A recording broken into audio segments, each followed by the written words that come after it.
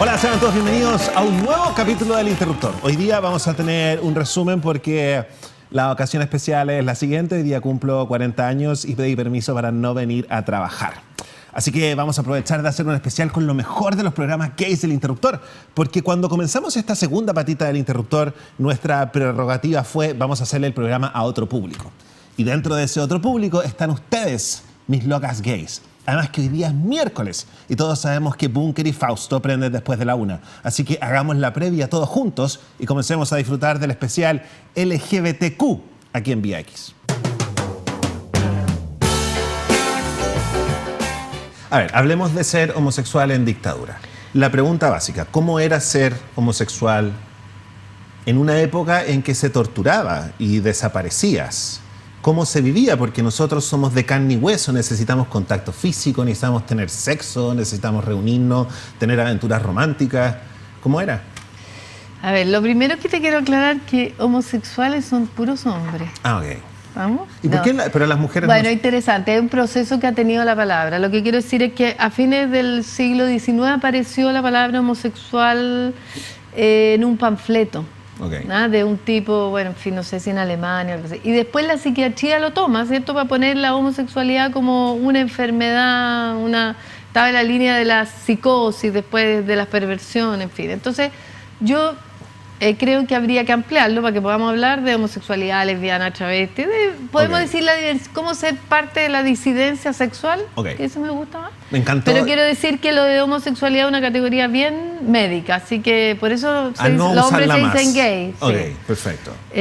No sé, bueno, si voy a la experiencia, hay experiencia histórica y la personal. ¿Ya? A la histórica, yo diría que ya del 73 empiezan a aparecer las colitas, los colipatos, que se manifiestan abiertamente, y el Clarín y el BEA le dan como caja. El Clarín, que era de la Unidad Popular, dice las locas, las yeguas, bueno, unos epítetos espantosos, plena Unidad Popular. Para los cabros que recién, y para los cabros y las cabras que están viendo el programa. Sí. Era un diario de la Unidad Popular de Allende, de izquierda, ¿sí? Un gran diario por lo demás. Pero bueno, pero en ese tiempo así se veían, como los colipatos, las maracas, y no había duda en ponerla en el papelito. De hecho, en el flyer electrónico para promocionar este programa pusimos un pedazo del Clarín que decía desviaciones de homosexuales en la Plaza de Armas. Eso es lo bonito. La policía no hace nada. Claro, no, era peor. O sea, adentro, cuando tú lo lees por dentro, dice así, como las yeguas, los colipatos, hacen las maricas. Bueno, así era. Ya en dictadura queda la escoba, porque resulta que si bien hablaban así de los homosexuales, fundamentalmente de los travestis, me atrevería a decir yo que eran los más visibilizados, que son los que se manifestaron, no los homosexuales, lo que hoy día decimos los gays. Las travestis, los travestis, en fin, son los que se manifiestan. Entonces, por lo tanto, eran mucho más expresivos, ¿entiendes? Pero y de alguna manera nadie los mataba por eso, se podían expresar y podían decir que eran yeguas, colipatos, en fin. Habían unas palabras como de la época, que no me acuerdo en este momento. Pero cuando viene el golpe, fue del terror. Porque efectivamente los militares fueron tremendamente. Desaparecieron, fueron muy duros. Algunos se avisaron entre ellos, voten las pelucas, voten todo lo que tengan de mujer. En fin, de hecho, creo que hay 2 que son detenidas desaparecidas.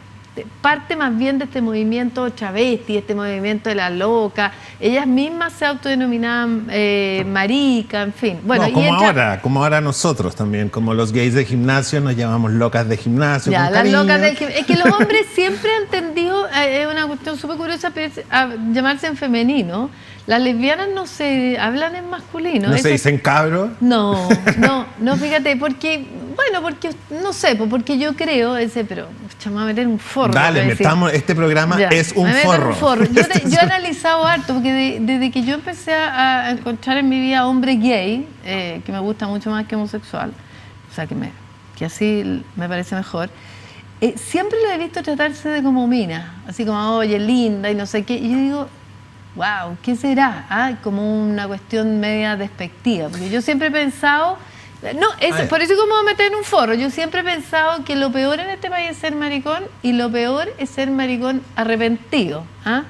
Entonces, cuando los hombres se tratan como mina, hay algo que puede ser que le estén dando la vuelta al ser, ¿me entiendes? Al tratarse como mina, le están dando como el feminazi. Pero a mí al principio me llamaba mucho la atención y decía, ¿pero qué se tratan como mujeres? Yo nunca he escuchado a lesbianas tratarse como hombres, pero yo creo que es darle un poco la vuelta, ¿me entiendes? Ya, somos colipatos de la época, estoy hablando colipatos, somos gay, me trato como mina. Hay una cosa ahí, además que tiene que ver mucho con los afectos. Yo veo que los hombres cuando se tratan como mujeres tienen una cosa divertida, humorística, que son las barreras que uno tiene que pasar. Yo quiero decir que cuesta mucho atravesar barreras. Por ejemplo, por eso te digo el maricón arrepentido, porque casi es peor arrepentirse después. Entonces yo creo que los hombres tienen que pasar barreras súper importantes. Más heavy, voy a caerme otra vez en alguna controversia, mucho más heavy que las mujeres. Porque en el fondo como que no se pudieran arrepentir, como que una tuviera una identidad fija, ¿entiendes? Entonces en cambio una mujer que va y viene, bueno, la mujer y los afectos, y puede ir una mujer, está con una mujer y después está con un hombre y no es cuestionado por eso. Claro. Las mujeres somos cuestionadas por Ahora las cosas están cambiando. En los últimos estudios de Inglaterra y Estados Unidos, 1/3 de los jóvenes se considera bisexual. Pareciera que ahora, y como que esto que se habla de gender fluid, como que el género es fluido, que es algo aceptable. El capitalismo también lo ha tomado. Yo creo que la sexualidad es fluida. Yo creo que una no nace y los seres humanos no nacen así. O sea, la Simone de Beauvoir lo dijo respecto a las mujeres, pero yo creo que es extensible a todas las identidades que uno usa políticamente. O sea, yo no creo que una nace lesbiana y una nace gay. Yo nací así, o sea, no, la cultura te lleva para allá. Lo que pasa es que algunos, yo soy psicóloga, me tiendo a pensar que el inconsciente de repente tiene su fractura y de repente deja pasar al consciente deseo. Y hay gente que lo vive, y por eso yo creo que es una opción. Hay gente que lo vive y hay gente que no lo vive. Okay. El gay burgués, ¿cómo era la vida del gay burgués? No sé. Ah, no sabéis. Pero, por ejemplo, un cabro que estudiaba iban derecho, al Fausto. Pero tenían susto, por ejemplo, si alguien los pillaba y iban a llegar los militares. Todo fundeado. Pero el Fausto existió durante toda la dictadura, o casi gran parte de la dictadura, y vivían en el Fausto, que era, entre comillas, barrio alto, porque eso quedaba ahí en Santa María, ¿no? Y era un lugar más... Pero había otros discos que estaban allá en la calle de Coquimbo, que se llama El Cuásar, que era una cuestión del terror, que fue la primera vez que yo vi hombres besándose, porque nunca en mi vida había visto, pero es una cuestión así. Imagínate una discoteca, te digo, así como gigante, y ponte 300 hombres besándose 299. Pero no era tan grave como tener libros Hacían redadas. Era gravísimo. Hacían redadas. Cuando llegaban a tu casa, a una casa de un matrimonio heterosexual, y encontraban libros de Marx, se iban, o sea, los detenían. Lo que pasa es que no tenemos... ¿Pasaba lo mismo con los gays? Sí, pasaba, pero no tenemos estadísticas, porque eso, por ejemplo, el informe Rettig aparece la primera vez, imagínate ya con Elwin, aparece la primera vez que se manifiestan por los derechos humanos de los que desaparecieron. O sea, ni siquiera no hay una estadística que diga tantas travestis, tanto... Nadie ha hecho eso. Porque era tan oculto que mucha gente no sabía que la persona con la que tenía al lado era gay. Okay, no es porque no les importara o porque era invisible. O sea, mira, a ver, digamos que la izquierda costó mucho que aceptara a la homosexualidad, a los homosexuales, a las lesbianas. Más hablemos de los hombres, porque las mujeres no existíamos. Yo creo que recién estamos existiendo las mujeres lesbianas, quiero decir. Entonces yo creo que no lo aceptaban. O sea, el Partido Comunista en eso quizá era el más claro, y quiero decir claro porque el Partido Comunista era evidente para todos, se metía en las relaciones de pareja, etcétera. Pero acuérdate lo que pasó con el hoy día embajador en Venezuela, ¿cómo se llama? Bueno, se me fue, el embajador en Venezuela, que era de la izquierda cristiana, Felipe... lo que sea. Ya, bueno, él era de la izquierda cristiana y prácticamente, el presidente de la izquierda cristiana, y prácticamente lo echaron por gay. Sí. O sea, prácticamente no, lo que pasa es que oficialmente no lo echaron por gay, pero todo el mundo sabe que lo echaron por gay. Lo que pasa es que yo Luis Felipe, nombre de gay. Oye, Kena, pero espérate, existen estos mitos como... Bueno, yo una vez escuchando la radio Divine, escuché a un conductor que decía que en el sur, en la universidad, los miristas perseguían a los homosexuales. Hablando con Erika Montesino, una vez me dijo, ¿sabéis qué? Las paredes del Arci rayaban "las revoluciones son sin maricones". Entonces, ¿con quién contábamos? Lo que pasa es que, a ver, voy a repetir, un concepto que me parece fundamental. El universo simbólico, donde habitamos hombres y mujeres de este país, o de Santiago y de provincias más aún, más en dictadura, en que eran muy diferentes, es un universo único, que es prejuicioso. O sea, si tú eres gay o tú eres lesbiana en plena dictadura, lo primero que yo hice, por ejemplo, yo dije, yo esto no lo voy a vivir escondida porque me muero de la lata. Sin embargo, quizás lo único que yo pensé es que no me vayan a ver con una camionera. O sea, eso quiere decir que yo tenía los mismos prejuicios de todo el mundo, porque tú me decís, dime con quién andas y te diré quién era. Yo quería que no pensaran eso de mí. Entonces lo que te quiero decir es que los muy miristas habrán sido, también tenían, bueno, si ya lo viste, el Clarín decía los maricuecas. Pero una cosa es que no te gusten y otra cosa es perseguirlo. Pero es que por supuesto, porque parte de... O sea, yo no creo que el MIR se haya enfocado, ni la Unidad Popular. Yo creo que sí los militares se enfocaron. Porque piensa que los militares son una cuestión cuadrada de represión brutal, en los cuales tienen que ser amor a la patria, muy hombrecito. Entonces cualquiera que se le saliera que era gay, porque en el fondo lo iban a perseguir. ¿Cómo fue para ti salir en la campaña de Piñera? Esta pregunta la he contestado 1.000.000 de veces, pero quiero que la contestes acá. Fue algo que me cambió la vida, la verdad. Yo lo hice por un mini activista que ya llevaba dentro en esa época, porque cuando fui modelo, fui 6 años modelo y me daba mucha lata hacer siempre modas editoriales con minas. El Día de los Enamorados, fotos dándome topones con minas, picnic con minas. Y llegó un minuto que le dije a un amigo, ya, lo hago feliz, entretenido, pero qué ganas de hacerlo con un hombre. Y ahí quedó el comentario hasta que años después el director de cine que había escuchado esto me llamó y me dijo, yo quiero que tú aparezcas en la franja. Y yo dije, esto va a hacer ruido, lo estoy haciendo porque siento que la derecha es tan homofóbica que me gustaría que se den cuenta de que en realidad los gays no son un invento raro, no son una cosa hippie, punky, izquierdosa, sino que los gays y las lesbianas estamos en todos lados, en todos los barrios, en todos los sectores políticos, socioeconómicos, etc. Y creo que resultó un poco, sirvió para eso, pero fue mucho más allá. Me transformé en una especie de voz, de vocero, de mí mismo al principio, después armé una organización. Te trolearon mucho igual, porque como desde el otro lado era así como, mírenlo, él saliendo en la campaña de Piñera, y más encima no es su pololo. Me trolearon mucho porque me pedían explicaciones a mí de lo que hiciera o no hiciera la derecha. Como si yo tuviera algo que decir, como si los Pero participaste en su campaña, en rigor. Claro, pero... Eras parte del comercial, como de la publicidad engañosa. Es que claro, eso quiero distinguir, porque en ese comercial, en esa franja, aparecíamos probablemente 100 o 500 personas. Lo que pasa es que solo una escena que duraba 3 segundos causó revuelo. Todo el resto de los personajes que aparecían, que era alguien de pueblo originario, de discapacidad, en fin, era como una serie de personas, no aparecieron en ninguna parte. Entonces, toda la razón. Claro, yo había sido modelo, hablé con el director de cine y llegué a una franja porque sabía que iba a causar, digamos, movimiento, pero yo no estaba ni en el comando, ni en un partido, ni nadie me preguntó mi opinión. Piñera, cuando hicimos la franja, no sabía quién era yo ni cómo me llamaba. Por lo tanto, como que llegué a través de la publicidad, por así decirlo, a la política, que era un tema que además me interesaba, y empecé a recibir una serie de críticas sobre un mundo que yo no conocía, que me empecé a meter. Al principio fue difícil y después creo que la gente me fue ganando el respeto, pero con los años. Al principio fue duro. Después la promesa de campaña no se cumple, y hay algo que es lo que yo encuentro más admirable en ti, que no lo tienen los chilenos, es que finalmente tú dijiste, yo dije esto no se hizo, yo lo tengo que hacer. Y dedicaste tu vida y gastaste toda tu energía a fundar Iguales. Quiero que me describas el momento eureka, que le digo yo, que es cuando tú decís, ¿sabéis qué? Voy a hacer Iguales. El momento específico. ¿Te acordáis tú? ¿Tenías esa imagen? Sí.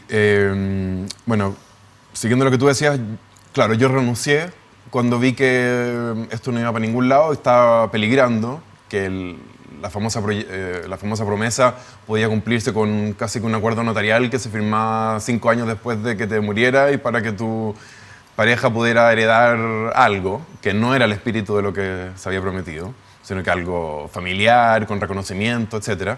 Renunciaste a la Secretaría General de Gobierno. De la presidencia. De la presidencia. A la SECPRES, también porque me iba a estudiar afuera. Y porque no estaba cómodo, no podía hablar con los medios. Imagínate que yo tenía un jefe que está a cargo de la agenda legislativa y al mismo tiempo los medios me entrevistaban sobre cada avance o no avance del tema. Entonces yo estaba en una posición muy incómoda, por lo que renuncié.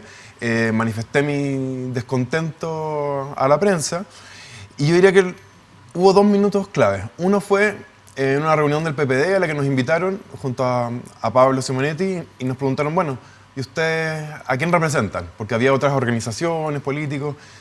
Y nosotros nos miramos y dijimos, no, a nosotros nomás. Entonces nos dimos cuenta que en realidad no teníamos representatividad. Hablábamos por nosotros mismos sin preguntarle a nadie, lo cual creo que en el largo plazo te quita legitimidad. Y otro momento fue el discurso del 21 de mayo del año 2011, en que se esperaba que el presidente Piñera anunciara el proyecto de unión civil, y no lo hizo. Y nosotros sabíamos que los presidentes de la UDI y RN estaban haciendo lo posible porque no se anunciara. Entonces ganaron ellos, nosotros salimos a criticar muy fuerte al gobierno en los medios, y junto con este otro momento en que nos preguntaron a quién representamos, nos dimos cuenta de que teníamos que crear algo y en el fondo canalizar toda esa atención mediática y también apoyo de miles de gente que quería sumarse a través de redes sociales, de amigos, en algo que nos trascendiera a nosotros dos y permitiera incorporar a mucha más gente. ¿Por qué crees tú que personas que son muy importantes para el movimiento de derechos humanos, como por ejemplo Juan Pablo Letelier, que uno de los 5... Dije bien el nombre, ¿no? Sí. Juan Pablo Letelier, senador PS. Senador del Partido Socialista, que es un partido que varias veces suena en contra de los gays. ¿Cachai? No es primera vez en la historia de los últimos 5 años. De repente hay algo en contra de nosotros y suena el Partido Socialista que está en contra de nosotros. ¿Por qué crees que Juan Pablo Letelier, que no va a la sesión, por ende no puede frenar este nombramiento, y Navarro, que es del Movimiento Amplio Social, ¿por qué crees que ellos votan a favor de este gallo? Porque si votan a favor es porque consideran que lo que dice está bien. No necesariamente, y ese es el problema. Nosotros entendemos que haya un cierto equilibrio. O sea, obviamente nunca va a haber puros de izquierda o puros de derecha en un consejo de 11 personas. Pero yo puedo decir, como sabéis que todo bien que hay un UDI, pero ese que dijo eso, no. ¿Pueden traer a otro? No existe como ese muñequeo. Eso ha ocurrido, por ejemplo, para el Tribunal Constitucional o para la Corte Suprema. ¿Y por qué acá no? Yo creo que lo ven como menos importante, como decías tú. Son cargos que tienen menos relevancia y creo que muchos parlamentarios no saben. O sea, nosotros hemos tratado de informar y te agradezco que nos hayas invitado. Por favor, pero nosotros te agradecemos todo a ti. No ha salido en El Mercurio, ni en La Tercera, ni en ningún canal de televisión abierta. Tienen un montón de preguntas. Es como, ahora viene el momento en que me interrumpo. Nosotros tenemos una campaña en change.org que ya lleva más de 1000 firmas, pero quizás con 1000 firmas no nos pescan, quizás tendríamos que llegar a 10.000 para que nos pesquen. Hay que hacer ruido y, bueno, ya, no hemos hecho suficiente, parece. Cuando Juan Pablo Letelier, que ha hecho una carrera usando el término derechos humanos, esto lo estoy diciendo a pito mío, Navarro, que es del Movimiento Amplio Social, que también se llenan la boca con los derechos humanos, cuando consideran que el nombramiento de Carlos Fontaura no es importante, lo que yo concluyo es que para ellos, el socialismo y el Movimiento Amplio Social, los gays no somos importantes. Yo estoy de acuerdo contigo en que hay que sacarlo del pizarrón y preguntarles. Ahora Navarro dijo que iba a votar en la comisión a favor para no hacer ruido y en la sala iba a votar en contra. Vamos a ver si lo cumple. Letelier no fue, yo tengo una buena opinión de él, la verdad es que no sé por qué no fue, es posible que tenga alguna razón, pero a mí también me parece grave que lo que pasó ese día, que fue que Fontaura habló 5 minutos, nadie le hizo ninguna pregunta, no se invitó a nadie para que presentara una postura contrapuesta o a otro candidato, porque si es una designación, esto es claro. Y de hecho, yo creo que ellos sintieron que quizás por el ruido que hemos metido, deberían, o sea, tenían que hacerlo un poco más abierto y por eso fue Fontaura, porque en el nombramiento que fue hace un mes en la Cámara de Diputados, no fue el consejero siquiera a Valparaíso. ¿Somos nosotros víctimas de lo que sucedió el día de ayer? Kena, ¿qué opinas? Que sí, que absolutamente. Siendo la comunidad gay, lésbica, trans, porque aquí hay una mesa de gay y lesbiana, sí. Obviamente una se siente identificada. O sea, es como cuando un titular dice lesbiana mató a su pareja, una igual se siente identificada, porque de alguna manera somos una comunidad que está muy observada, que está en una categoría sospechosa. Entonces, pucha, si matan a lesbianas y gays en Estados Unidos, por supuesto, y así como a ti te llamaron tu papá, a mí también el WhatsApp fue bien movido, y ¿qué opinás? Y ¿cachaste lo que pasó? Como al tiro diciéndote a ti, ¿me entiendes? O sea, si hubiera sido, no sé, pues, que hubieran secuestrado, hubieran asesinado escolares, lo más probable es que nadie me hubiera llamado. Luis, ¿tú crees que nosotros ayer sentíamos que disculpa, yo ayer sentí que yo era parte de esos disparos? ¿Tú crees que nosotros, la comunidad gay, somos víctimas de futuros disparos? Yo creo que muchos ayer lo sentimos muy personal, no porque conociéramos a alguien, pero porque es el estilo de vida que muchos llevamos o hemos llevado. Creo que todos nosotros, los que estamos en esta mesa, hemos ido a discos gay. Y también, más allá de nuestra comunidad, creo que el estilo de vida de Occidente, no sé si llamarlo Occidente, pero de las democracias liberales, no teocráticas, donde esto es parte de lo que existe, de lo que la ley permite, de las reglas del juego. Creo que no solo nuestra comunidad debería estar afectada, sino que todos quienes defienden una democracia, una comunidad libre, una sociedad libre. Y ahí aprovecho de tirar la bomba. Me extraña dentro de los dichos de repudio, la ausencia de la palabra homofobia, gay, lesbofobia. Muchos repudian el acto, punto. Sí. Pero no dicen la palabra. No sé Don Francisco, por ejemplo. No sé por qué. Y también, por ejemplo, vi que en Twitter la gente, muchos políticos, la mayoría de los parlamentarios no han dicho nada. Y eso me llama mucho, mucho la atención. Cote, ¿por qué crees que la palabra homofobia no está en estos mensajes de repudio? Porque, por lo menos en Estados Unidos, las reacciones de Marco Rubio, de senadores más republicanos, es un poco para desligarse, para no tener que hacerse cargo después de las políticas públicas hacia la comunidad homosexual. Sí, pues hay que decir que los candidatos republicanos, claro, son de extrema claro, entonces derecha. Si en el fondo ellos dicen y aceptan que esto es un ataque homofóbico, les va a dar pie para que la comunidad les exija a ellos hacer políticas públicas para protegerlos. Y eso es lo que quieren evitar, y acá yo siento que está pasando lo mismo, que no quieren decir que es un ataque homofóbico para después no tener que hacerse cargo de los miles de troles en redes sociales. Claro, y también que no le exijan cosas como, claro, tú repudiaste este acto, pero no estás haciendo nada por... O votaste en contra de la unión civil, exactamente, por ejemplo. Exactamente. Quiero recordar que en esta mesa habemos solo gays y lesbianas, y de ahí viene el punto de vista. ¿Qué se le dice a la gente que... Ayer, por ejemplo, me troleaban y me decían, ya, pero no te victimicí? ¿Qué se les contesta si somos víctimas, si somos los próximos blancos de esos disparos? O sea, digamos que más que víctimas somos sobrevivientes. Mirado desde ese lugar somos más sobrevivientes porque no nos ha pasado nada, estamos vivos, sobrevivimos.